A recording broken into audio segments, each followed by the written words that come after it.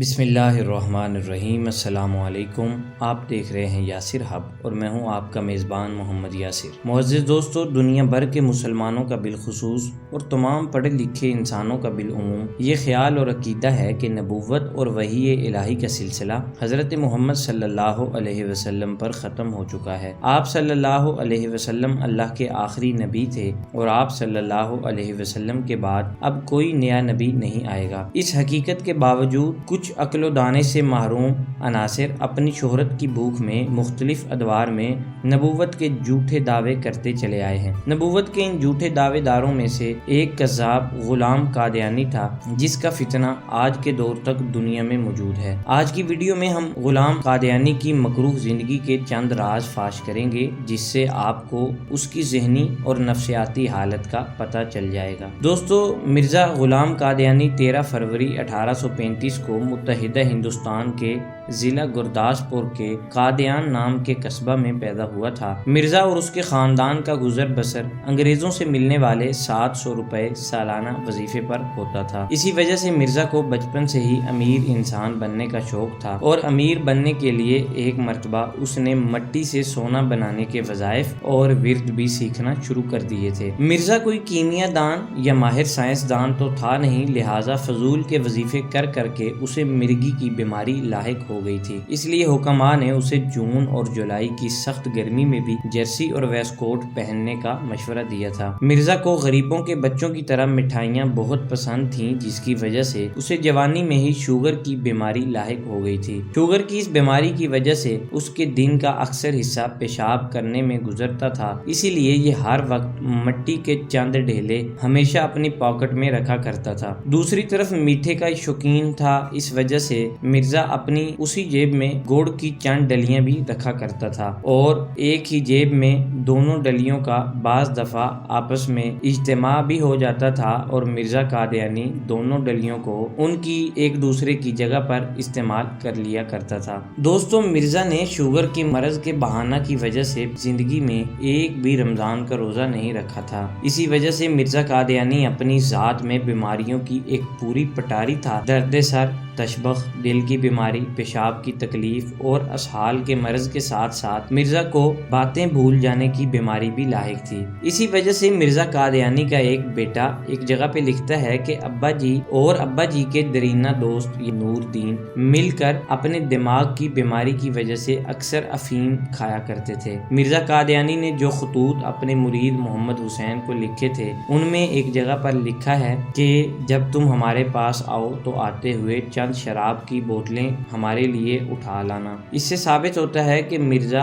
افیم کے ساتھ ساتھ شراب بھی پیا کرتا تھا۔ دوستو، کہتے ہیں کہ ایک مرتبہ مرزا کو اس کے والد نے 700 روپے سالانہ انگریزوں سے ملنے والا وظیفہ وصول کرنے کے لیے انگریز سرکار کے پاس بھیجا تو مرزا اپنے ایک دوست سے مل کر راستے میں ہی یہ سارے پیسے خرچ کر بیٹھا۔ خالی جیب لیے جب مرزا گھر پہنچا تو والد نے خوب پٹائی کی، جس کی وجہ سے مرزا گھر چھوڑ کر سیالکوٹ بھاگ گیا۔ سیالکوٹ میں آ کر مرزا نے جوتوں کی ایک چھوٹی سی دکان پر ملازمت شروع کر دی تو وہاں پر اس کو کسی نے مشورہ دیا کہ اگر تم انگریز سرکار کے ہمیشہ کے لیے ملازم بننا چاہتے ہو تو مختاری کے امتحانات کو پاس کر لو۔ مرزا نے جوش میں آ کر امتحانات کے داخلے کے لیے فارم فل کیا اور مرزا نے مختاری کے امتحانات دے دیے، لیکن جب نتیجہ آیا تو مرزا یہ دیکھ کر حیران رہ گیا کہ وہ مختاری کے تمام امتحان میں بری طرح فیل ہو چکا تھا۔ مرزا اپنے اس نتیجہ سے دل برداشتہ ہو کر دوبارہ اپنے گھر قادیان واپس چلا گیا،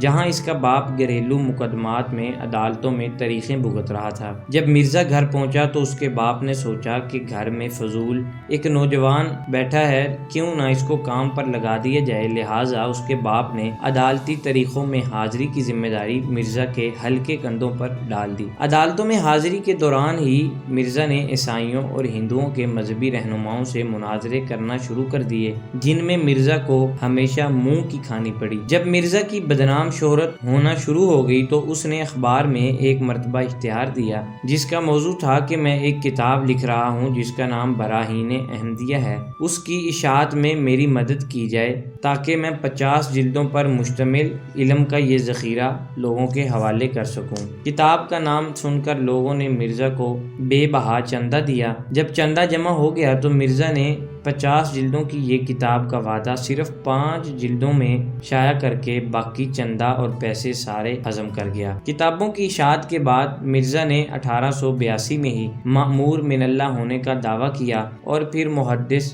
پھر مجدد، پھر تمثیل مسیح اور پھر مسیح موعود، اور 1891 تک مرزا نے خدائی تک کا دعویٰ کر ڈالا۔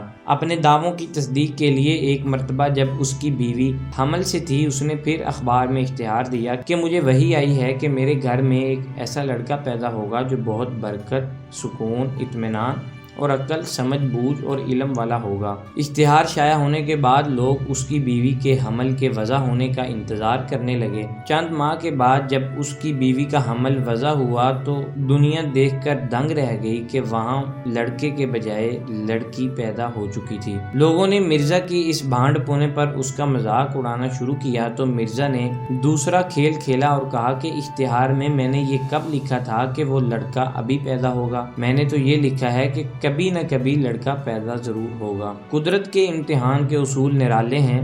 چنانچہ اگلے ہی سال مرزا کی بیوی پھر حاملہ ہوئی اور مرزا کو لڑکا پیدا ہو گیا تو مرزا نے پھر اشتہار شائع کروایا کہ میری 20 فروری 1886 میں کی گئی پیشن گوئی 1890 میں پوری ہو چکی ہے، لہٰذا یہ اس بات کی تصدیق ہے کہ میں اللہ کی طرف سے بھیجا ہوا سچا مسیح موعود ہوں۔ خدا کی قدرت کی یہ بچہ چند ماہ زندہ رہنے کے بعد فوت ہو گیا اور یوں مرزا ایک بار پھر دنیا کے سامنے رسوا ہو گیا۔ دوستو، مرزا نے اپنی عمر کے آخری زمانہ میں ایک جگہ پر لکھا تھا کہ میری عمر 80 سال کے ارد گرد ہوگی اور یہ مجھے وحی کے ذریعے بتا دیا گیا ہے، مگر یہ مردود جس دن اس دنیا سے گیا اس وقت اس کی عمر 68 سال تھی اور دنیا سے جاتے جاتے بھی مرزا دنیا کو اپنے جھوٹے اور کذاب ہونے کی ایک اور دلیل فراہم کر گیا۔ دوستو، یہ ہے اس نبوت کے جھوٹے دعوے دار کی زندگی کی حقیقت جس کو دنیا کے آج پڑھے لکھے لوگ ماڈل اور نبی مان کر بیٹھے ہوئے ہیں۔